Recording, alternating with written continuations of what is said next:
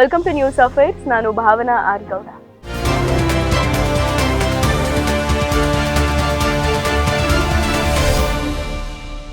ಕಳೆದ 10 ವರ್ಷದಿಂದ ದೆಹಲಿಯ ರಾಜಕೀಯ ಅಂದ್ರೆ ಸುಳ್ಳು, ಮೋಸ ಮತ್ತು ಬರೀ ನಾಟಕ. ಆ ನಾಟಕದ ಮುಖ್ಯ ಪಾತ್ರ ಯಾವ್ದಾಗಿತ್ತು ಗೊತ್ತಾ? ಅದು ನಮ್ಮ ಯಮುನಾ ನದಿ. ಕಳೆದ 10 ವರ್ಷ ಮಾಜಿ ಮುಖ್ಯಮಂತ್ರಿ ಅರವಿಂದ್ ಕೇಜ್ರಿವಾಲ್ ಅವರು ಏನ್ ಹೇಳ್ತಾ ಇದ್ರು? ನಾನು ಯಮುನಾ ನೀರನ್ನ ಕುಡಿಯೋಕೆ ಯೋಗ್ಯ ಆಗೋ ರೀತಿ ಮಾಡ್ತೀನಿ, ನಾನು ಯಮುನಾ ನದಿಯಲ್ಲಿ ಈಜಾಡ್ತೀನಿ ಅಂತ ಶಪಥ ಮಾಡಿದ್ರು. ಆದ್ರೆ ಏನಾಯ್ತು? ಪ್ರತಿ ವರ್ಷ ಛಟ್ ಪೂಜೆ ಬಂತು ಅಂತಂದ್ರೆ ಭಕ್ತರು ಪೂಜೆ ಮಾಡೋ ಬದಲು ಆ ವಿಷದ ನೊರೆಯಲ್ಲಿ ಮುಳುಗಿ ಹೋಗ್ತಿದ್ರು. ಯಮುನಾ ನದಿ ಒಂದು ವಿಷದ ಹಳ್ಳದ ಹಾಗೆ ಕಾಣಿಸ್ತಿತ್ತು.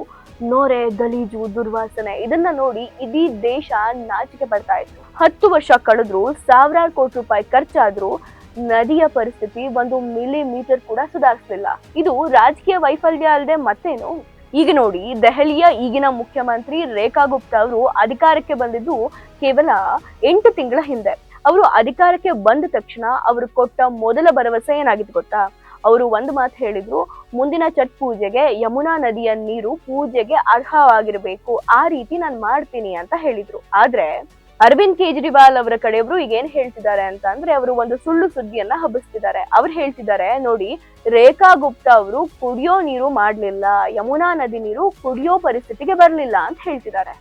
ಇಲ್ಲಿ ಸ್ಪಷ್ಟವಾಗಿ ಪ್ರತಿಯೊಬ್ಬ ಭಾರತೀಯರು ಕೂಡ ಅರ್ಥ ಮಾಡ್ಕೊಳ್ಬೇಕು, ಸಿಎಂ ರೇಖಾ ಗುಪ್ತಾ ಅವರು ಯಾವತ್ತೂ ಕೂಡ ಯಮುನಾ ನದಿ ನೀರು ಕುಡಿಯೋ ರೀತಿ ನಾನು ಮಾಡ್ತೀನಿ ಅಂತ ಹೇಳಿರ್ಲಿಲ್ಲ. ಅವ್ರು ಹೇಳಿದ್ದು, ನಾನು ಪೂಜೆಗೆ ಅರ್ಹವಾಗೋ ರೀತಿ ನಾನು ಮಾಡ್ತೀನಿ ಅಂತ. ಈಗ ಅರವಿಂದ್ ಕೇಜ್ರಿವಾಲ್ ಅವರ ಟೀಮ್ ಏನು ಯಾವ ರೀತಿಯ ಟೀಕೆಗಳನ್ನ ಮಾಡ್ತಾ ಇದೆ ಅಲ್ವಾ, ಅದೆಲ್ಲ ಸುಳ್ಳು ಮತ್ತು ಆಧಾರ ರಹಿತ ಅನ್ನೋದು ಇಲ್ಲೇ ನಮಗೆ ಸ್ಪಷ್ಟವಾಗಿ ಅರ್ಥ ಆಗುತ್ತೆ. ನೋಡಿ, ರೇಖಾ ಗುಪ್ತಾ ಅವರು ಕೊಟ್ಟಿದ್ದು ಭರವಸೆನೆ, ಆದ್ರೆ ಒಂದೇ ರಾತ್ರಿಯಲ್ಲಿ ಅದನ್ನ ಕುಡಿಯೋ ನೀರು ಮಾಡೋಕ್ಕಾಗತ್ತಾ? ಇದು ಪ್ರಾಕ್ಟಿಕಲಿ ಯೋಚನೆ ಮಾಡ್ಬೇಕಲ್ವಾ? ಯಾವ ರೀತಿ ಅರವಿಂದ್ ಕೇಜ್ರಿವಾಲ್ ಅವರ ಟೀಮ್ ಏನು ಟೀಕೆ ಮಾಡ್ತಾ ಇದೆ ಅಲ್ವಾ, ಅದು ಎಷ್ಟು ಪ್ರಾಕ್ಟಿಕಲಿ ನಿಜ ಅಲ್ಲ ಅನ್ನೋದು ಗೊತ್ತಾಗತ್ತೆ. ಅದಕ್ಕೆ ಸಮಯ ಬರಬೇಕು. 10 ವರ್ಷ ಅರವಿಂದ್ ಕೇಜ್ರಿವಾಲ್ ಅವರ ಟೀಮ್ ಮಾಡಕ್ ಆಗದೆ ಇರೋದು, ಅವರ ಸರ್ಕಾರ ಮಾಡಕ್ ಆಗದೆ ಇರೋದು ರೇಖಾ ಗುಪ್ತಾ ಅವರು ಮಾಡ್ತಾರೆ ಕೇವಲ 8 ತಿಂಗಳಲ್ಲಿ ಅಂದ್ರೆ ರಾಜಕೀಯ ಇಚ್ಛಾಶಕ್ತಿ. ಅವ್ರು ಹೇಳ್ದಂಗೆ ಮಾಡಿದರೆ ಪೂಜೆಗೆ ಯೋಗ್ಯ ಆಗೋಕೆ. ಸಿಎಂ ರೇಖಾ ಗುಪ್ತಾ ಅವರು ಕೊಟ್ಟಂತಹ ಡೆಡ್ ಲೈನ್ ಅಂದ್ರೆ 8 ತಿಂಗಳೇನಿತ್ತು ಅದರಲ್ಲಿ ಕಂಪ್ಲೀಟ್ ಮಾಡಿದ್ದಾರೆ. ರೇಖಾ ಗುಪ್ತಾ ಅವರು ಕೊಟ್ಟ ಮಾತಿನಂತ ಕೆಲಸ ಕೂಡ ಮಾಡಿದ್ದಾರೆ. ಅರವಿಂದ್ ಕೇಜ್ರಿವಾಲ್ ಅವರ ಸರ್ಕಾರಕ್ಕೆ 10 ವರ್ಷ ಸಾಕಾಗ್ಲಿಲ್ಲ, ಆದ್ರೆ ಬಿಜೆಪಿ ಸರ್ಕಾರದ ಸಿಎಂ ರೇಖಾ ಗುಪ್ತಾ ಅವರಿಗೆ 8 ತಿಂಗಳು ಸಾಕಾಯ್ತು. ಇಲ್ಲೇ ನಮಗೆ ಅರ್ಥ ಆಗುತ್ತೆ, ರಾಜಕೀಯ ಇಚ್ಛಾಶಕ್ತಿ ಪ್ರಬಲವಾಗಿದ್ರೆ, ಮಾಡಬೇಕು ಅನ್ನುವಂತಹ ಇಚ್ಛೆ ಇದ್ರೆ ಯಾವ ರಾಜಕಾರಣಿಗೂ ಕೂಡ ಬಹಳ ಸಮಯ ಬೇಕಾಗಲ್ಲ ಅಂತ.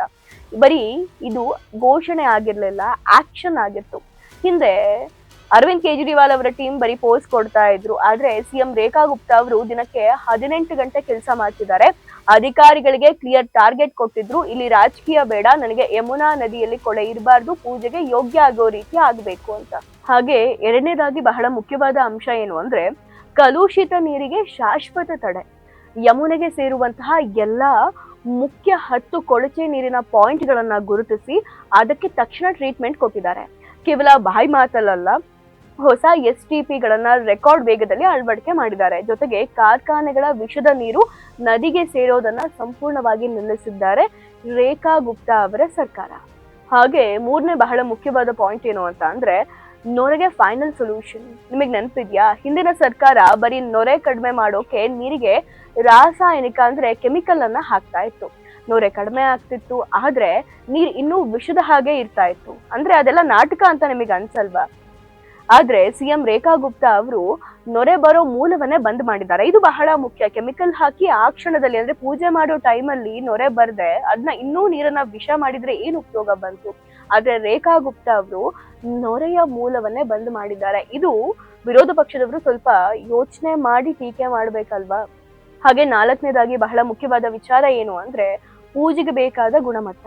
ಇವತ್ತು ನದಿಯಲ್ಲಿ ನೀರು ಹೇಗಿದೆ ಅಂದ್ರೆ, ಅದು ಬರೀ ಕೇವಲ ಪೂಜೆಗಲ್ಲ, ಭಕ್ತರು ಸಮಾಧಾನದಿಂದ ಹೆಮ್ಮೆಯಿಂದ ನದಿಯ ಘಟ್ಟದಲ್ಲಿ ನಿಂತು ಅರ್ಘ್ಯ ಕೊಡೋಕೆ ಸಾಧ್ಯವಾಗಿದೆ.